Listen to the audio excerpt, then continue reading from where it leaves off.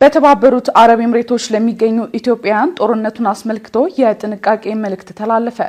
በአቡዳቢ የኢትዮጵያ ኤምባሲ በተባበሩት አረብ ኤምሬቶች ለሚገኙ ኢትዮጵያውያን ዜጎች በሙሉ ከወቅታዊ ሁኔታዎች ጋር በተያያዘ የጥንቃቄ መልእክት አስተላልፏል።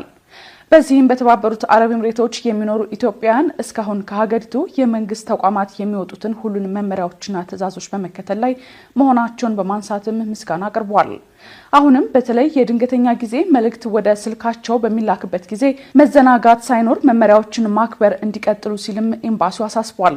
በሀገሪቱ ሕግ መሰረት ያልተረጋገጡ ወሬዎችን ወይም ይፋዊ ያልሆኑ መረጃዎችን ማጋራትና ማሰራጨት የሕግ ተጠያቂነትን ያስከትላል ሲል መልእክት ያስተላለፈው በአቡዳቢ የኢትዮጵያ ኤምባሲ በየዋህነት ለሌላው ይጠቅማል በማለት እንኳን ቢሆን ያልተረጋገጡ መረጃዎችን እንዳያጋሩ አስታውሷል።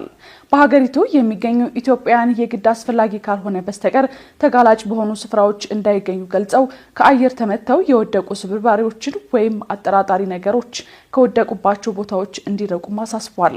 ከወቅታዊ ሁኔታ ጋር በተያያዘ አስቸኳይ